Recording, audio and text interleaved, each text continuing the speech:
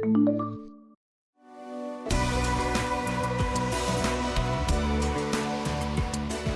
your host, Alex Mersperger, and in Season 3 of the Health Pulse podcast, we celebrate those changing healthcare and life sciences for the better.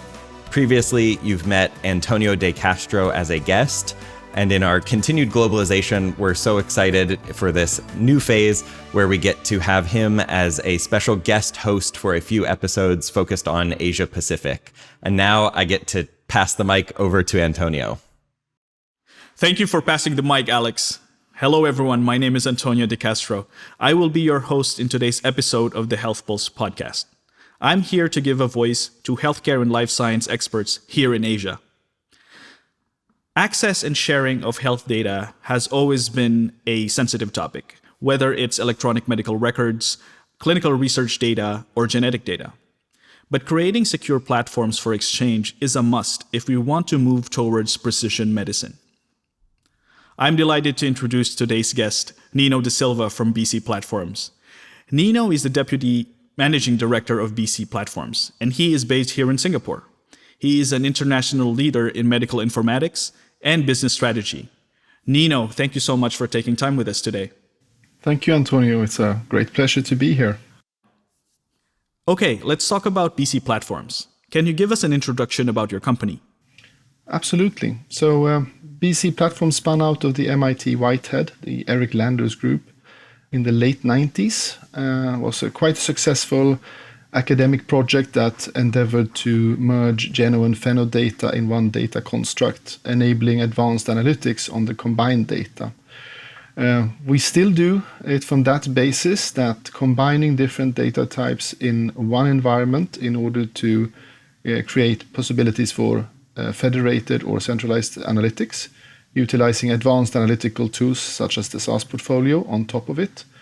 And we do that for life science companies, discovery, clinical research, and for healthcare entities, precision medicine, and production of large-scale biobanks and collections.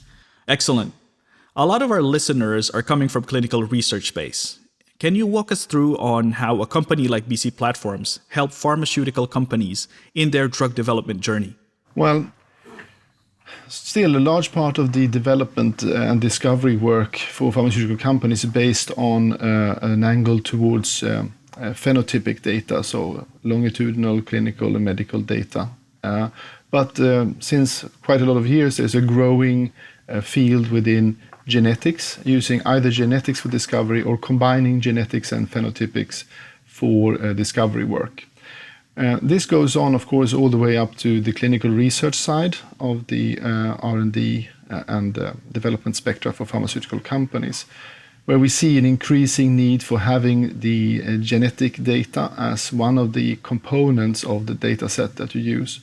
This goes from everything from establishing synthetic control arms to the really pure discovery work, where you look at large cohorts in order to find patterns or markers that would indicate susceptibility or protection against certain disease or activity in relation to certain drug molecules that you want to explore. I want to pick up on a specific subject there, synthetic control arms or external control arms. We've been hearing a lot about them together with the boom on real-world evidence. How are synthetic control arms being used in clinical research? Well, I'll give my view on this, and I want to make sure that it's understood that my expertise is in clinical informatics more than in the side of application of synthetic control arms or external control arms. But on a high level, I think, if I'm not misremembering, in 2017 there was issued a possibility to submit synthetic control arms as part of an approval for FDA in the US. And that kind of led the way to looking at how synthetic control arms could be deployed in this purpose and also for other purposes. And a large part of the rest of the world has followed on that track. What it really means is a possibility to avoid recruiting for clinical trials, as an example for when you want to deploy a certain drug which is approved and submitted and approved in the US, as an example, in a European country, or basically anywhere in the world where there is a process for such submission and approvals. In reality, as you know, clinical trials has many difficult levels. One of them is the fact that in some cases there might be even questionable ethics around them, for the very reason that when you recruit these patients, some of these patients, even though very ill and in need of the drug, would be supposedly on placebo. Just giving a higher, like, coarse-grained example. And that is not the best motivator for participation. And you could also, of course, ask if it's the right way. But unfortunately, there are no other ways, and we have to find alternatives that still fulfills the demands and the necessity for validation and accuracy. So a synthetic control arm means that instead of recruiting for such a clinical trial, you can, based on the original submission, find an identical data set which matches the patients from the original clinical trial, and then use that new data set and the original clinical data set as a reference to validate and approve the drug, for example, for a new market that has a different haplotype. So, for example, a drug approved in the US might not apply to be approved in Germany without validating that it will have the same efficacy as it had in the original population. Thanks for explaining some of the benefits of synthetic control arms. Clearly, it lightens the burden on recruitment. But does this mean that now I have a perfect study population, well-represented, diverse, and perfectly stratified? It's possible to get a better stratification. It's definitely, because it's so much cheaper than actually recruiting for a clinical trial, you can afford, for example, to look for larger data sets. You can create a value out of the very fact that there is economical advantages as well as others. But there are also challenges. Mind well that one of the challenges is that you need to find proper matches. And if it's a rare disease, this might involve engaging multiple data custodians in order to run the cohort needed, because the number has to match the needs of the project. And as such, there's also, of course, the regulatory factors such as GDPR and GDPR Plus in countries like Israel and some of the Asian countries.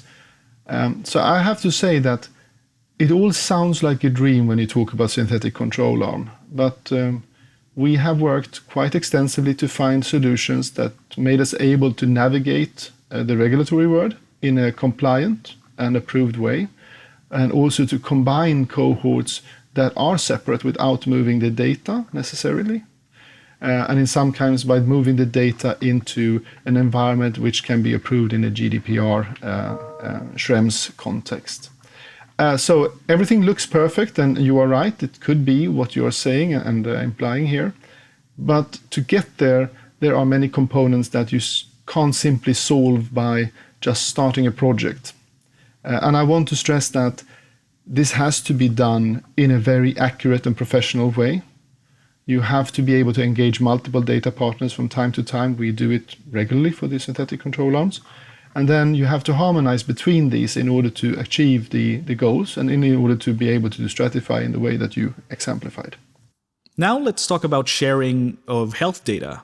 Can you tell us about BC Platform's expertise in building trusted research environments? Well, definitely. If you don't mind, I would like to touch two types of platforms: TRE, which is a trusted research environment, and TCE, which is a trusted collaboration environment. They are by nature similar but have very different perspective. The trusted research environment is, in simplified context, it's a way for a data custodian to enable researchers within the country and potentially outside the country to access their data for specific research projects in a safe way without copying or moving the data. So it's protecting, the intent is to enable research, highly dynamic research with analytics, but without moving or, quote, selling the citizens' data. Rather, to enable the citizens' data to build knowledge, therapeutic treatments, drugs, and advances in precision and general medicine. Population medicine as a good example. So TREs has come the last couple of years, and we have worked in several such projects. And they are Still in a maturing process, but there are definitely ways of doing it that works well and is in use today, both from us and other entities. When it comes to TCEs, that's something that we have started developing with a few of our pharmaceutical customers. And TCEs is a trusted collaboration environment. So where a TRE aims to take one data custodian's data into the use of many researchers, a TCE aims to bring the possibility for one life science company, or several, to access multiple custodians in the same way, meaning regulatory approved, without necessarily copying data, giving full dynamic access to analytics, bridging over multiple cohorts with different populations or with the same population, depending on if it's a global or local project or a regional project. The TCE holds the promise of solving a lot of the challenges that you have in amassing enough data without necessarily having to colonize it. So we are quite opposed to the general model of data copy if it can be avoided. There are cases where you can't, but as much as possible to use true federation, to be able to use analytical tools on top of such platforms of true federation, is really that's something we believe strongly in for the future. I have a follow-up question here regarding data protection and data quality. For data protection, could you please share with us the importance of granting data access in a secure manner and how BC Platforms is at the forefront of data security? So first of all, I want to say that I am not a regulatory expert, and that's important to underline. But I can give you a general view of this. So the basic principles is, of course, that whether you are under GDPR or not, we inherently believe that it is crucial, it's fundamental to protect the privacy of the data, the anonymity of the subjects that are participating in the data collections or in the healthcare as patients. It is, of course, as fundamental that they are given the right to participate or not, so consent. And then on top of that, each country has, or many countries have, either common laws like GDPR, which might still be interpreted a bit different between the GDPR countries, and even both more and or less advanced regulatory protocols that needs to be followed and adhered to. As an example, we are working in Israel that has one of the most stringent regulatory framework for utilizing patients' data. Where we are working with the healthcare entity that handles half of the population of Israel today. And we are working there with our system to build a satisfactory regulatory compliant environment for analytics of their data without moving it out of Israel, actually without moving it out of the firewalls of this healthcare entity. And I think the proof points really that you can do that is the validations that has been done on the system in these environments. And remember, we can't build a system for every country. We have to build one system that fits the whole world. That means that we constantly are monitoring the changes. We are constantly making sure that we are compliant. And I will tell you that this is one of the major challenges, because if you do not do this, you can't provide the environment that is demanded, and you can't either manage the needs that are there, not only for the citizen and patients that are participating, which is primary, but also for the needs of the researchers that need to access this data. Both needs to be kept happy, or else this will not work. With regards to data quality, you can have data coming from multiple geographies with diversity in their practices. How is the variation in data quality assessed and treated? Well, if we talk about TCEs, and then a very good example of a large-scale TCE is the bcrquest.com, our global data partner network with 33 million patient lives, whereof 5 million are normalized and harmonized from 5 continents and more than 30 data partners around the world. It's a perfect example. When we come to a potential data custodian that will wants or are interested in becoming a data partner in our network, they all participate on their own conditions, on their own rules with the data they have. And what we do is we help them with the heavy lifting in curating, normalizing, making that data harmonized with the other cohorts around the world so that they can be properly compared. And part of that is, of course, the quality validation. And the truth is this, that even the best data custodians on the planet today will have smaller or larger problems. You will find that some data partners, in some cases, might not even have electronic data formats when we start. And then part of that heavy lifting is to help them to get past that. And in some cases, they have a very well-structured and very high-quality data, but they might still have quirks and things that needs to be corrected. So in the role, it's not only about the data quality inherently that they have, it's also about the work to harmonize and understand how to harmonize this data so it becomes comparable. Because you can imagine that attrition, meaning when you combine a data set, the number of subjects in the end that can be used for the specific research project, attrition is always there.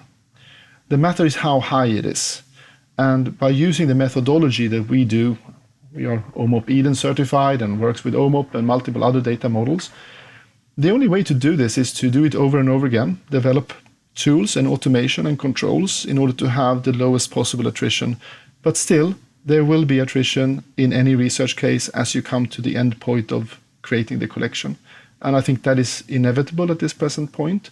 It's just a matter of how good you are at doing that and how well you can cooperate with your data custodians and partners. And I find that I'm very proud to say we are quite successful in that work, but we will still get better as we go forward, I'm sure. Very insightful.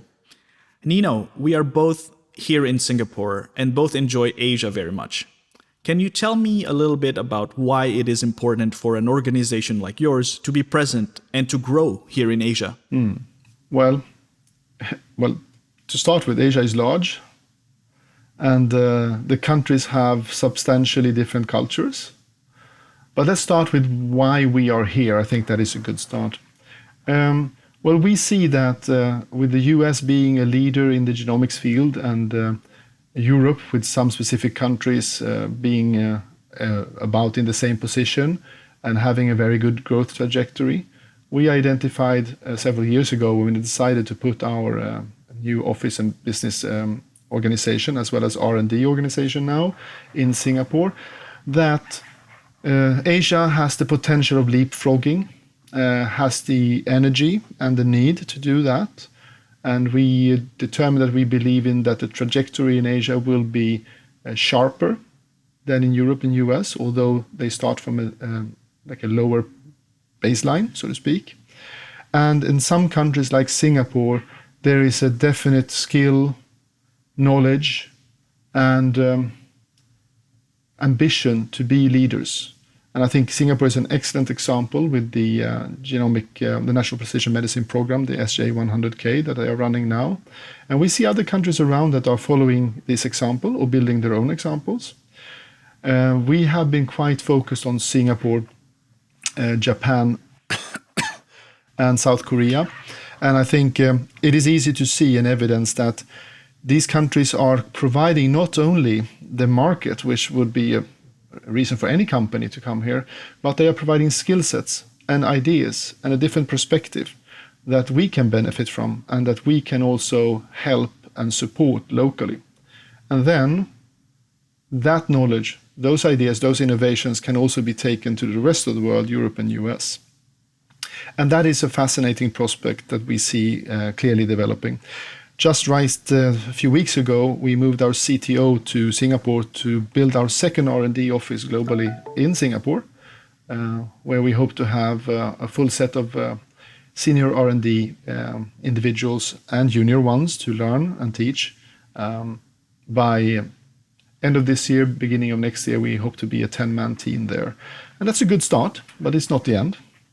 So there are many reasons to be here. I want to state also finally that one reason is purely out of interest and supporting the science community.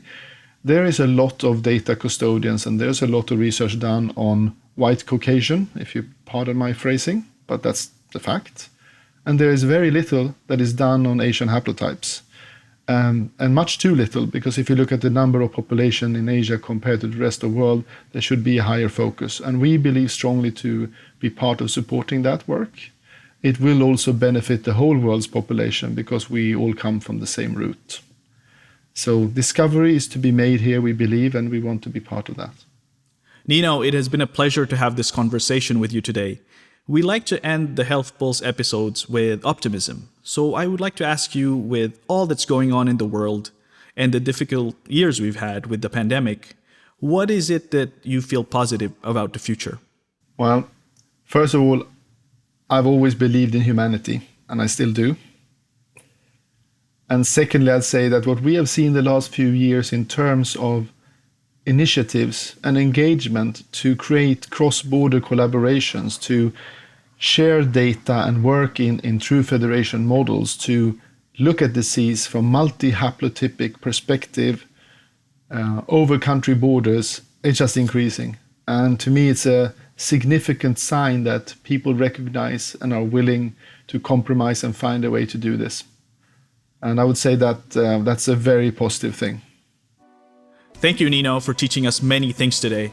To our viewers and listeners, thank you for spending time with us today. We can't wait to share more healthcare and life science content with everyone. We welcome you to the conversation, of course.